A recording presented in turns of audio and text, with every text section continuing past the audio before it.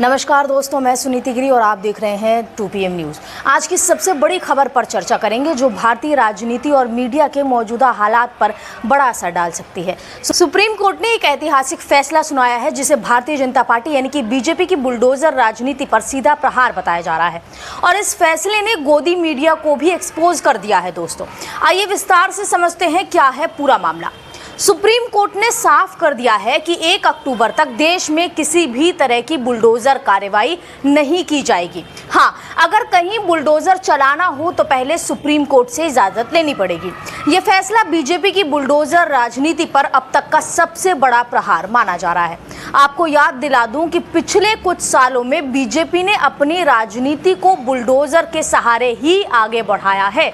जहां एक तरफा इस्तेमाल इसका अतिक्रमण हटाने के नाम पर किया गया, वहीं दूसरी ओर विरोधियों को निशाना भी बनाया गया। यकीन नहीं होता तो दोस्तों मैं याद दिला दूं, याद कीजिए जहांगीरपुरी में जब बुलडोजर चल रहा था उस वक्त सुप्रीम कोर्ट ने तत्काल रोक लगाने का आदेश भी दिया था, लेकिन बावजूद इसके गोदी मीडिया ने उसे पूरे घटनाक्रम को ड्रामा के तरीके से कवर किया था।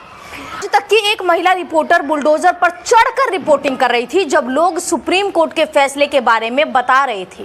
बावजूद इसके दोस्तों उन्होंने अपना ड्रामा जारी रखा था और अगर सुप्रीम कोर्ट का आदेश आ ही चुका था तो रिपोर्टर को इसकी जानकारी होनी चाहिए थी, लेकिन लाइव कवरेज के नाम पर सारा फोकस केवल सनसनी फैलाने पर ही था। अब बात करते हैं बीजेपी की बुलडोजर राजनीति की। सवाल ये उठता है दोस्तों, जो सबसे महत्वपूर्ण है कि बुलडोजर की ये कार्यवाही सिर्फ चुनिंदा मामलों में ही क्यों होती है। उदाहरण के लिए प्रज्वल रेवन्ना जिसने महिलाओं के साथ दुर्व्यवहार किया, क्या उसके घर कभी बुलडोजर चला? नहीं, उल्टा वो विदेश भाग गया। ये व्यक्ति है दोस्तों जिसके लिए प्रधानमंत्री खुद वोट मांगने के लिए गए थे। कर्नाटक में कांग्रेस की सरकार है, लेकिन क्या कि किसी भी नेता ने कहा कि उसके घर पर बुलडोजर चलाया जाए? नहीं। IIT BHU की छात्रा के साथ दुष्कर्म करने वाले 2 आरोपी रिहा हो चुके हैं, क्या उनके घर पर बुलडोजर चला? नहीं, बिल्कुल भी नहीं दोस्तों। बृजभूषण शरण सिंह के खिलाफ पहलवानों ने यौन उत्पीड़न के गंभीर आरोप लगाए। दिल्ली पुलिस ने अदालत में चार्जशीट दाखिल की, क्या उनके घर पर बुलडोजर चला? नहीं, और इन लोगों के घर चलेगा भी नहीं। दोस्तों अंकिता भंडारी जिसे भाजपा के एक नेता के बेटे ने मार डाला, उस केस में भी बुलडोजर का इस्तेमाल नहीं किया गया। तो ऐसे में सवाल ये है दोस्तों कि क्या ये बुलडोजर सिर्फ उन्हीं पर चलता है जो बीजेपी के विरोधी होते हैं? ये सवाल हर नागरिक को सोचना चाहिए। सुप्रीम कोर्ट का आज का फैसला बेहद महत्वपूर्ण है।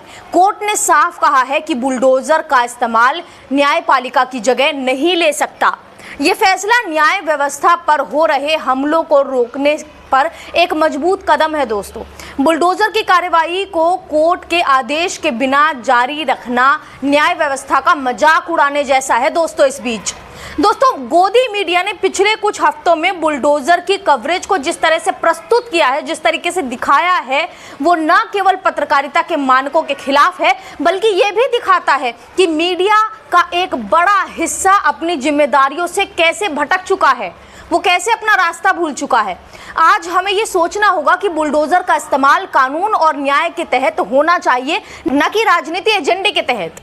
सुप्रीम कोर्ट का आज का ये फैसला इसी दिशा में एक बड़ा कदम है दोस्तों। हमें उम्मीद है कि इस फैसले के बाद बुलडोजर का इस्तेमाल जिम्मेदारी और सिर्फ न्यायिक आदेश के तहत ही किया जाएगा।